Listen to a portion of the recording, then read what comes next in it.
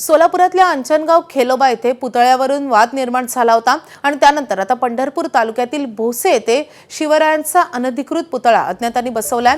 भोसे ग्रामपंचायती समोरील चौकात हा पुतळा बसवण्यात आलाय। युगपुरुष आणि महामानवांचे पुतळे समाजाला नक्कीच दिशा देत असतात, मात्र आता शासनाने एखादी भूमिका घेणं गरजेचं बनू लागलंय। दरम्यान भोसरी येथील पुतळ्याचा आढावा घेतलेला आहे आमचे प्रतिनिधी सुनील दिवाण यांनी। अंजनगाव खेलोबानंतर पुन्हा एकदा माढा विधानसभा आणि पंढरपूर तालुक्यात असलेल्या भोसे या गावी छत्रपतींचा अतिशय देखणा पुतळा बसवण्यात आलेला आहे।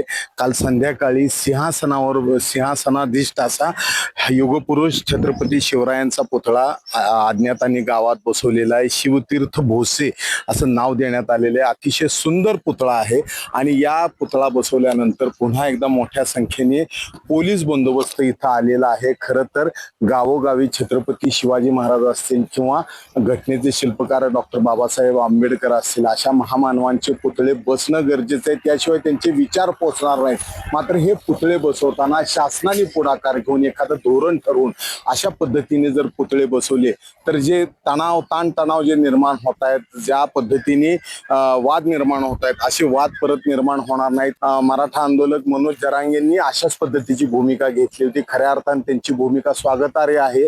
कुठलीही परवानगी घेतल्याशिवाय किंवा विनाकारण असे पुतळे बसवणे योग्य नसल्याची त्यांची भूमिका होती। वादाच्या ठिकाणी पुतळे बसवू नका असंही त्यांनी सांगितलं होतं।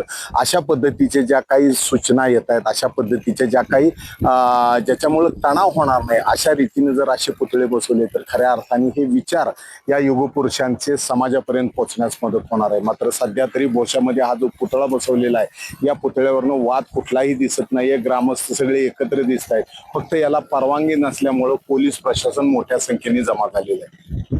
भोशाहून कॅमेरामन अजित देशपांडेसह सुनील दिवाण, एबीपी माझा। एबीपी माझा, उघडा डोळे बघा नीट।